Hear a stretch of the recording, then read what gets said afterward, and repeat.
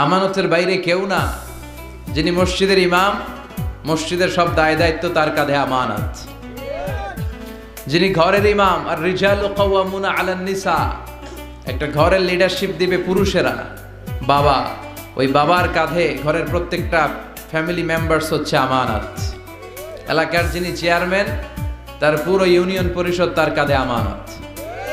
যিনি member of the parliament, MP, এই পুরো নির্বাচনী আসনে যা যা দায় দায়িত্ব আছে তার কাঁধে আমানত। যিনি মন্ত্রী, তার মন্ত্রণালয়ের সবকিছু তার কাঁধে আমানত। যিনি প্রধানমন্ত্রী, এই 56,000 বর্গ মাইলের প্রতিটা ইঞ্চি তার কাঁধে আমানত। এটা একটা ব্যাপক বিষয়। এজন্য আপনার ছেলে কোন পথে চলে, কার সাথে মিশে, টিভিতে কোন চ্যানেলটা দেখে, এই ব্যাপারে কিয়ামতের দিন আপনারা জিজ্ঞেস করবে কে? আল্লাহ। কুল্লুকুম রাইন ওয়া কুল্লুকুম মাসউলুন আন রাইয়াতি। তোমরা প্রত্যেকে দায়িত্বশীল, আর প্রত্যেকের দায়িত্বের ব্যাপারে জিজ্ঞেস করবে কে? আল্লাহ। আমরা যেন আমাদের প্রত্যেকের দায়িত্বের ব্যাপারে সচেতন হই। আর এই টেলিভিশন দেখাটা, এটা যেন ভালো কাজে লাগাই, আজে বাজে চ্যানেল যেন না দেখি। রাজি আছেন সবাই? আল্লাহ তুমি সহি সমাজ দান করো, আমরা পড়ি আমিন।